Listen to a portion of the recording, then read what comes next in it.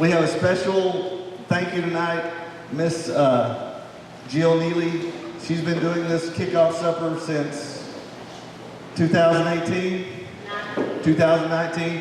Her son's a senior, and she says that she's not doing it anymore. So maybe she'll come back next year, but this is probably her last year. Let's give her a hand.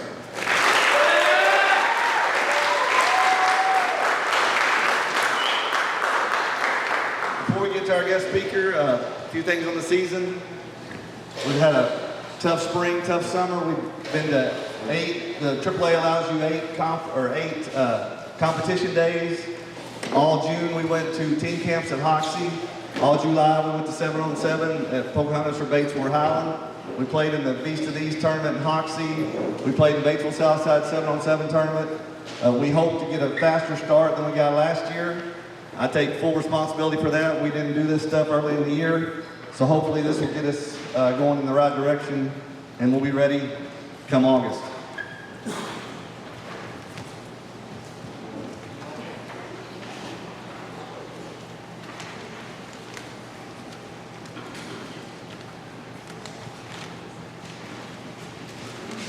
Our guest speaker, he played for Pocahontas in 1975, 1976, 1977.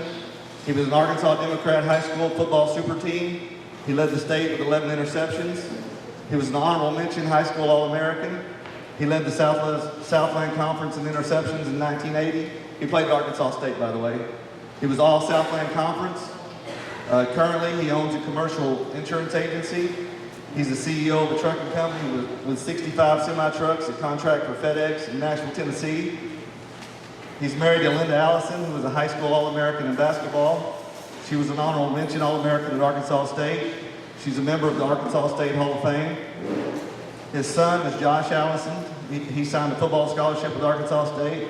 But before his freshman year, he switched to baseball and started as a freshman in center field for Arkansas State. In 2019-2020, he was runner-up National High School Baseball Coach of the Year for his school's division. His daughter, Rachel Allison, was an honorable mention McDonald's All-American in high school. She was an honorable mention All-American basketball player at Baylor. She was all Big 12 and all Big 12 defensive team. She had over 1,000 points and 700 rebounds while at Baylor. She played professionally overseas for 7 years. His youngest son, Seth, walked on to play football at UCA. He was a runner-up defensive player of the year in the Southwest Conference, or in the Southland Conference. He's a 1AA football second-team All-American. And if you guys grew up in the early 80s, late 70s, when you went out, if you were a young kid, you went out and played backyard football, you wanted to be Tim Allison or David Sissel. That's who everybody talked about. Before the 1977 season, Pocahontas didn't have much success, but those guys really turned it around. It's been going pretty good ever since. I'd like to introduce Tim Allison.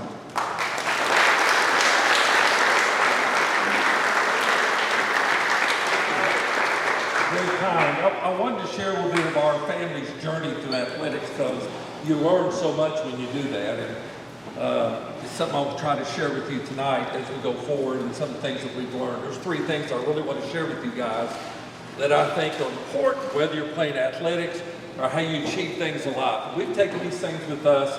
Again, I played 45 years ago. We still take these same principles with us. First, how many 10th graders, sophomores we got in here? Okay, you guys are excited, right? Excited for that first game? Even to run out there and warm up with the team, your first high school game. How many juniors do we have? You guys got it figured out a little more. You're sort of in cruise control. You sort of know what to expect. All right, seniors. All right, we call y'all in life support. You know that there's just a few games left, and it's over, and you're ready to give it all you can. You see, you only get to be a player for 3 years or less, but you get to be a Redskin for life.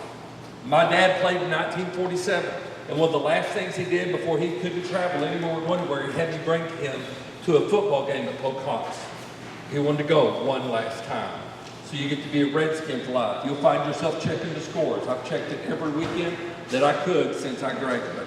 So I want to know how the home team is doing. As you heard, Seth, my youngest son, is actually a walk-on at University of Central Arkansas. He was actually an unwanted walk-on. They didn't recruit him. He would go to the games as a recruitable athlete. They give him a ticket, but never did the coaches ever talk to him. They weren't interested in him. He kept telling me, Dad, I can play for UCA. And I'm thinking, I don't have the heart to tell him they're not recruiting him. But he had his determination. He kept telling me, I can play there. So we're down that spring at Waco at Baylor. My daughter just playing against Texas, just finished. And Coach Mulkey was talking to Seth. She's like, Seth, what are your plans? Seth's like, I want to walk on and play football at University of Central Arkansas. And she said, that's interesting. I know the coach there. He and I were at Louisiana Tech together. So the subject changed. We went on. A few days later, we get a call, and Seth's now an invited walk-on to play at UCA. So he gets 2 years to prove whether he's worthy to be on the team or not. And Coach Mulkey said something to the similar of, hey, do you know who this kid is? Coach was like, yeah, he's supposed to walk on. Coach Mulkey said, his sister plays for me. He's one of the hardest working kids I've ever had. Everybody in the family's played athletics. They know what it takes. If nothing else, he'll be a positive impact on your locker room. And as he said, he made second team and third team All-American, became the best player out of that recruited class that they didn't want. And it's a great story. So his junior year was the first year that UCA could qualify to play in the FCS or 1AA playoffs. It's late in the year, they're playing Southeast Louisiana. It's late in the game, UCA has the lead, but Southeast Louisiana is on the 5-yard line, second to go. Seth played outside linebacker. He's guarding the slot receiver. And as you guys know, coaches put plays together, plan together for a week. They know the plays they will run. And this is the mismatch they want. They're on the goal line. They've got the outside linebacker who's not as fast, not as athletic, and can't jump as high as their slot receiver. They snap the ball, the slot receiver goes to the goal line, feints like he's going to turn around, dives for the back of the end zone. The quarterback does what he's been taught to do all week long. Throw the ball right over the top of the defensive player's head. Reason being, if he looks left, he looks right, he can't see the ball. Elevate it, let your guy go get it. It's worked 100% of the time in practice that week. If you throw it in the right place, you're going to score. They can't stop it. The plays run to perfection. Ball's thrown, it's elevated. The player from Southeast Louisiana goes up, catches the ball. But Seth goes up inside and gets his arm inside. And as they come down, they're both fighting for the ball. And now it's going to come down to who's going to win the battle. Preparation and determination will take you so far in athletics, and it'll take you so far in life. Preparation and determination. I told you I'd share 3 things with you. I'll do it real quick. First thing, real important. Work early, work often. We have a hard time right now finding individuals less than 30 that want to work hard. There's great opportunities out there for you when you get out. If you'll go work hard for somebody, you'll have great opportunities. There's no exception for working hard. It's amazing how much more lucky you get when you work hard. Well, we used to tell our kids they were growing up, they wanted to play athletics. It was their choice. We were going to support them. We weren't going to do it for them. And I would tell them, listen, everybody practices when the coach says practice. What are you willing to do extra? If you want to do something different, if you want to achieve something, you've got to do something more than practice just when the coach says practice. Don't come home and tell me, I worked hard today, Dad, and you practiced when the coach said from 4 to 6. Every player in the country practiced from 4 to 6. What are you willing to do extra? There's no exception for hard work. Work early, work often. My daughter worked really hard at Baylor. Got her on the court as a freshman. She made an All-American. But it also helped my son get an opportunity to play at UCA because she played so hard, she worked hard. Work early, work often. The second thing is shorten your learning curve. When you get to any job, you get to a sporting event that you're playing in, shorten your learning curve. Learn what you need to learn as quickly as you can. I played my freshman year at Arkansas State. I was not the best athlete. I wasn't even close to the best athlete. But I quickly learned where to line up and where to be. And I got to play because they at least knew I'd be in the right place. Because I went in and shortened my learning curve. I told Seth, I said, if you're serious about playing for UCA, you're not big enough, you're not fast enough, you're going to have to do everything right. You're going to have to be perfect. So here's what you gotta do if you're serious about this. If you wanna play when you're a junior and a senior, then you go in this freshman year when everybody else is redshirting, they'll be out at the frat houses and partying. You go in with the upperclassmen. You watch video, you learn how to prepare for a game. You start building on your knowledge. Because number one, you'll find out, number one, how to prepare. Number two, a lot of these coaches will still be coaching when you get to be a junior or senior, and you can build on that knowledge. Shorten that learning curve. Learn everything you can. Be ready for the moment. Third thing, when I was a young lad, my dad used to tell me, son, if you cease to improve, you cease to be good. And he implanted that early in my life. And so when I got into high school, I got me a big white poster board, got a little stenciling, and I got red markers. And I put a big poster on the back of my door in my bedroom that said, if you cease to improve, you cease to be good. You see, the goal is not to be the best player on the team. The goal is to be the best version of yourself that you can be. Sports will end for everybody at some point. What are you going to become after that? Who are you going to become after that? Shortening your learning curve allows you to be successful. It also allows you to be proactive in what you're doing. We purchased a FedEx trucking company. My son and Joe Slate and myself bought 70% of a trucking company in Nashville a little over a year ago. First thing we did is we went out and found somebody who knew everything about FedEx trucking and brought them in to give us an assessment. We immediately started working on those efficiencies. And we got ahead of the curve because January rolled around and all of a sudden, freight dropped off. We had too many drivers, fuel costs. But we were already being proactive. We were already ahead of the curve of all the other contractors because we're trying to do what? We're trying to get better every day at something. We're trying to be proactive. In our businesses, everyone I've ever been involved with, we try to create a culture of being better, getting better at something every day. So we have a different slogan now. It's, I want to be better today than I was yesterday, better tomorrow than I was today. If every one of you go to practice every day, or you go to your work every day with that attitude, and you create a culture of that, cumulatively, you'll get significantly better. One thing we learned, we went to Baylor, where they were the defending national champions. Now, what a chance. My daughter's going to play on the defending national champs of the country. It's beyond our dream. And they had a returning player as MVP in the Final Four. And we learned from her that success comes like this.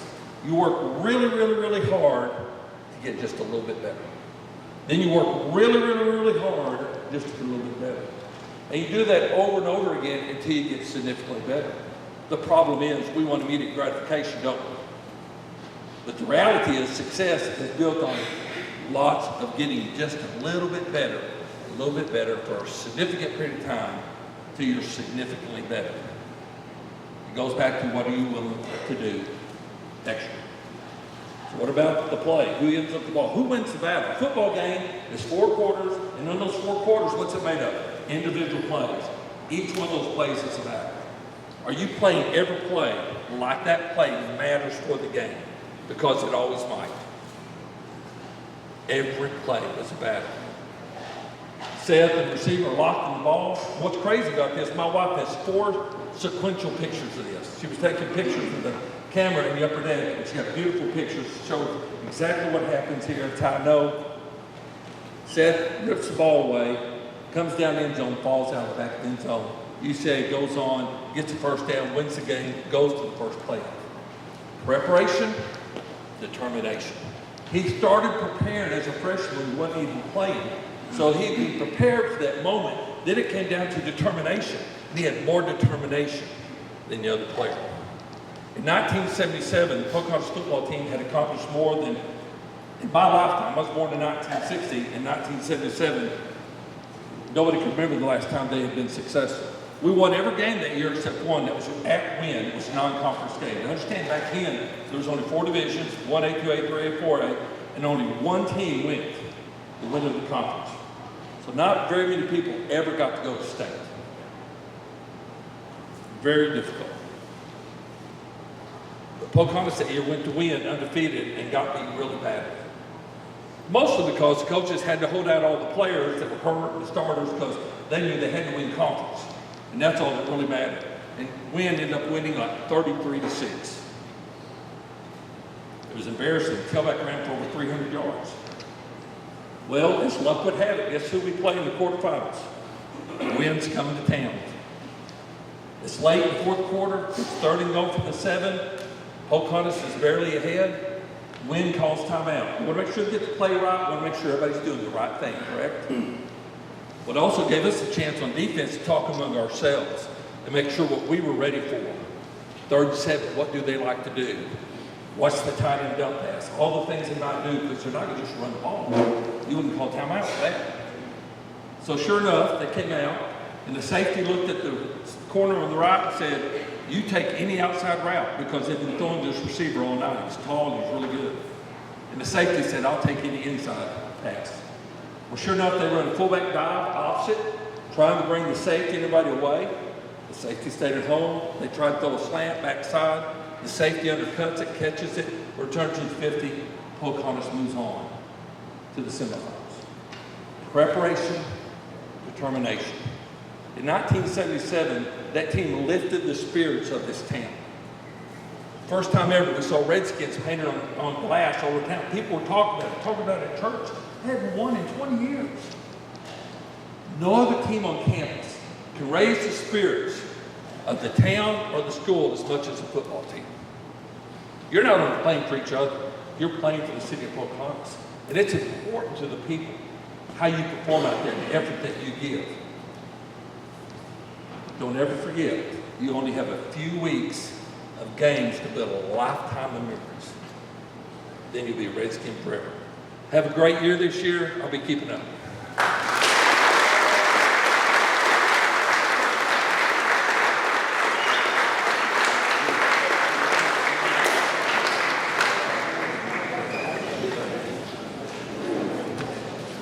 10 Allison, legend. You guys have no idea. You have a responsibility for being a Redskin, guys. It's not just getting out and playing good. But my daughter, she's 9 years old. She's been working all night making all little candy bags over there. You know how many there are of her? Hundreds. And they're looking at y'all every Friday night because you're their heroes. Take that responsibility. Like Tim said, you represent this town. Have a chip on your shoulder. It's not just about you. Just have to give you. They said you couldn't hear you, Brock. No. I probably don't have that problem. That's All right, so wanted to steal a little bit of time tonight. Wanted to bring some players up on stage, just see, learn a little bit more about the players, learn a little bit more about what these players may know about their teammates, what they may know about their coaches. So, Coach Chester, did you have some volunteers for me? Brady Tiller. You don't want to do it, let me know. Tell you get. no choice. Get up there. 5 or 6? No. No, you don't have to go.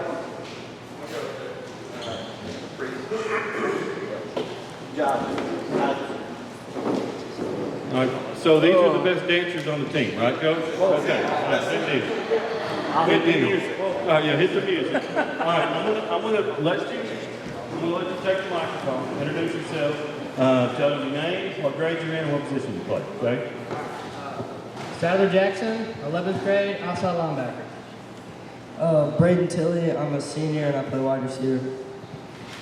Noah Dilday, I'm a senior. I play left guard and nose.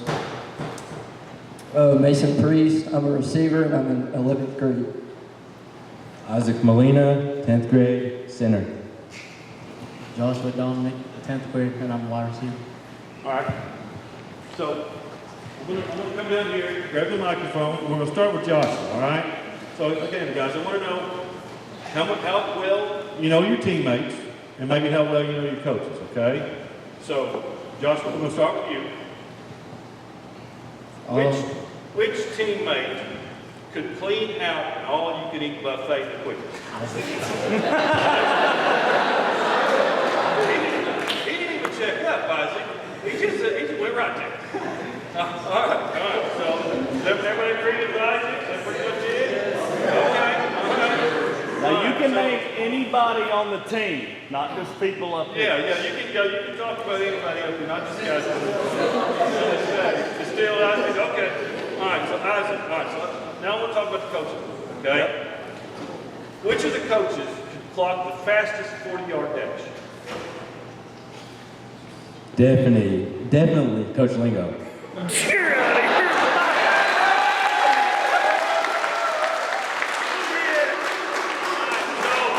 So my next question was going to be, who would be the slowest? And I thought the answer might be Coach Lingo on that.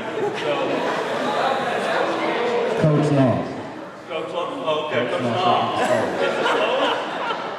Okay, all right, very good. All right, so, Mason.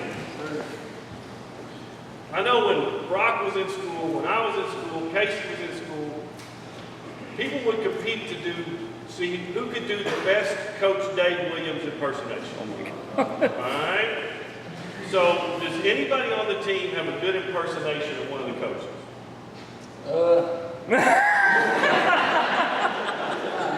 Okay, that's a safe answer, okay? So, what's that? Anybody Coach Casey? Nobody does the Coach Casey or Coach Kenneth's impersonation? Anybody brave enough? Yeah. And remember, you may have to run the bar. Okay. All right, we'll let you off the hook.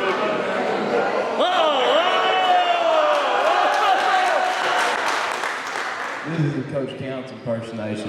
Whenever we, all throughout football and stuff, whenever we'd be throwing the football around before practice, they know this. Put the balls in. Put them in. At football games, when you're a water boy or something, you're too close to the field before the refs say something, he'll go, "Get back! Get back!"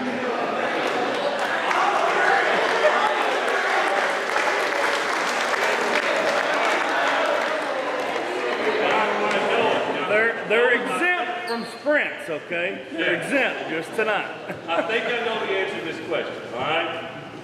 Who is the biggest Taylor Swift fan in the locker room? Coach Davis.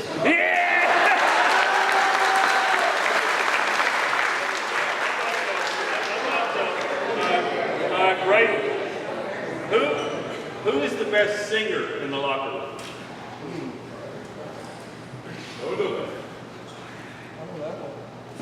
Nobody sings in the locker room?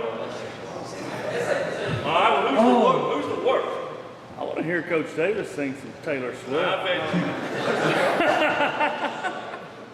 I think the best singer is Zane Bolts over there. I can hear him singing in the shower all the time. He does sing in the shower all the time? All right, kid. All right, good stuff. All right, Sadly. I know that y'all got Beat Highland on the back of your jersey, or back of your t-shirt, right? What game are you most looking forward to? You better say Highland. I got no reason to like Holland, so I mean, it's Holland. Okay, all right. You may not have a locker, my thing. I'm glad to see that Highland hate runs deep, okay? All right, good stuff. All right, let's go back to Brady. What team would you most like to meet up with in the playoffs?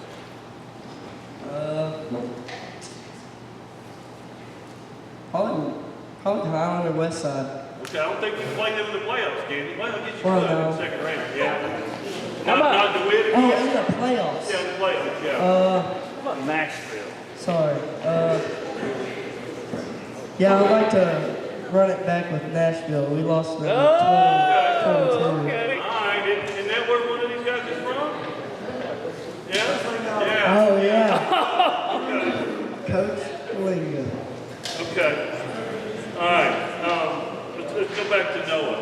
So Noah, do you have a good story about being yelled at by one of the coaches? Or maybe one of your teammates getting yelled at by one of the coaches? That's PG-13 that you can tell.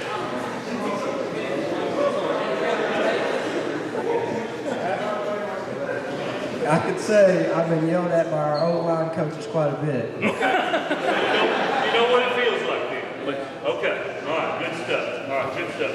Mason, all right, so, all right, here's a question for you, Mason. Would you rather win $1 million or a state championship? State championship. No, good answer, good answer.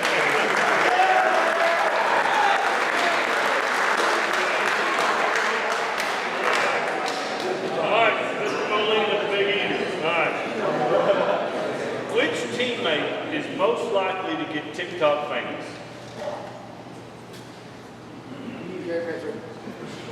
Definitely, Jared Mitchell.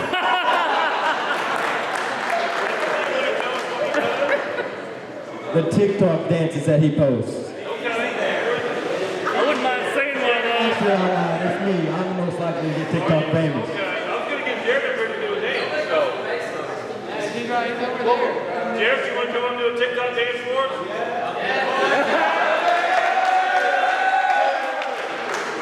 No, it's a lot of peer pressure. If you don't dance, Brock's going to have to. Nobody wants to see that. Pull a hamstring. We're not going to put him on the spot. We'll make Brock dance later. All right.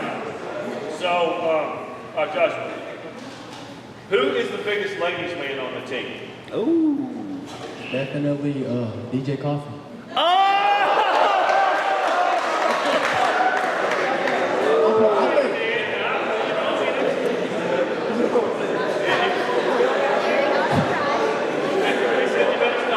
I was joking. I actually think it's Ricky. Ricky Regina.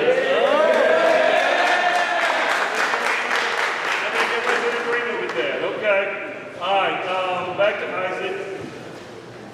All your teammates or the coaches, okay? Who could survive for 1 year on a desert island?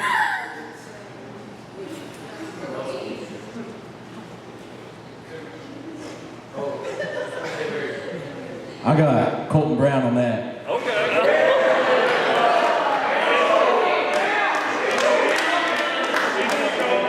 He's got like some outdoor skills. He is Yeah, pretty he good. went out there with, he lives out there. Okay, reasonably. Okay, that's who you want to be stuck with, right?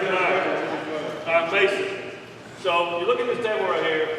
About half of these guys played for Pocahontas, right? Now they're coaching for Pocahontas. All your current teammates, who's most likely to be a future Redskin coach? Yeah, probably DJ. Okay. All right, you want to go to coaching, DJ? Okay, good. All right, Noah, which of your teammates is most likely to run for president? I feel like it's got to be White Converse.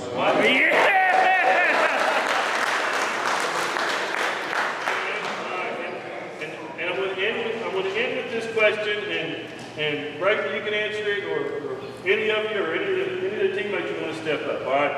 So we heard Tim Allison talk about what being a Redskin means to Pocahontas, right? So anybody wants to answer, what does being a Redskin mean to you? Just being a team player, Okay. really. Okay. Everybody else? I feel like one of the mottos we've been taught throughout all our years is being tough. Okay. Good. You got to be tough to be hot, right? Yeah. Okay. Yeah, I'd say being tough and coming out every game and giving your 100%. Okay. Good. Isaac? Just have the hunger to win, but not only that, but make your teammates better. Okay. I like that answer. Joshua? Being there for each other, being a big family. Okay. Good. Let's go down here. We'll finish up with Sadler. Yeah, you can, or you can talk about whatever you want to. You got the microphone. Probably the same thing they said, just being tough, being a big old family, just, going out every day, just being the best team we can be. Okay, good. All right, anybody else want to answer that question? No? Okay. Any of the coaches want to answer that question?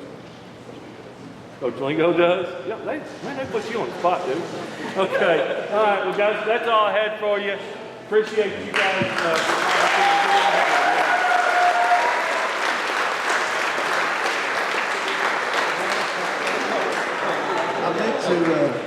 I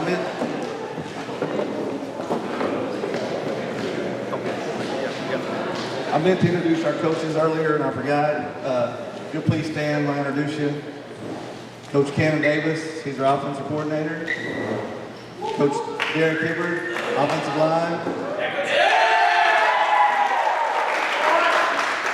Coach Knopf, wide receivers. Coach Lingo, offensive line. Coach Counts, defensive line. And Coach Ward, linebackers. And Mr. Tim wants to give you a few words on a Hall of Fame we're trying to start.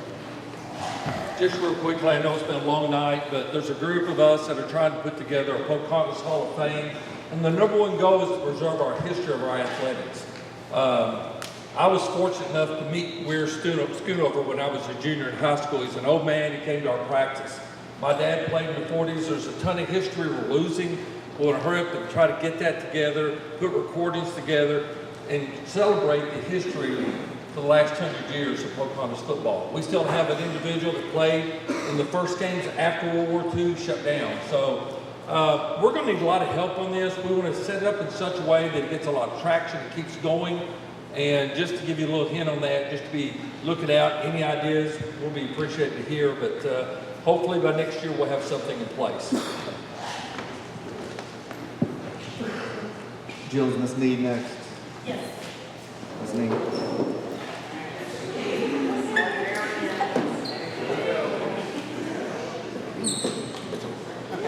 I'm not really going to say a lot, but when Mr. Allison was talking, it was kind of something that I thought about too, is that I'm a Redskin. I've been a Redskin since we moved to Pocahontas in 1980. And I remember looking up into those bleachers, they were a little smaller back then, and seeing all the fans out there, seeing the kind of spirit that we had at the pep rallies, everybody dressing up, everybody having all this spirit. And I know I've said it 100 times, but you know, cheer coaches, we talk. And so other people, they talk about coming to Pocahontas, walking down the hill into the bowl. Oh, they dread it. Because there is just some type of spark, some type of magic down there with our fans and our bleachers and everybody cheering. It's very intimidating, and they are definitely scared to come to Pocahontas. The following of all of you coming to our games, you know, line after line coming in the door, filling up those visitor bleachers, having to go other places and sit on the other side sometimes because we have such a huge, huge crowd of Redskin fans. And so it still makes me so proud when I'm out there holding the sign for the girls and I look up in those bleachers and they've grown and we've got the nice press box and all those things, and it really fills me with pride still to know that I'm still a Redskin and I will always be a Redskin. And I'm so proud to be part of this program and to have all of these people here and these girls, and I love them. And if you guys could please stand up and lead us in the alma mater. Now, many of you are Redskin graduates, so you have sang this alma mater yourselves at school.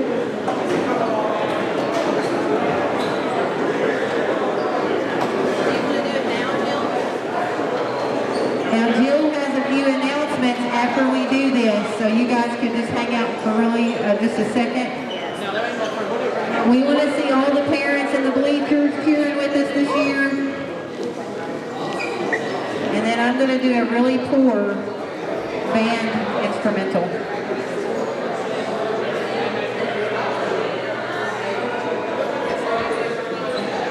All right, here we go. Dun, dun, dun, dun, dun.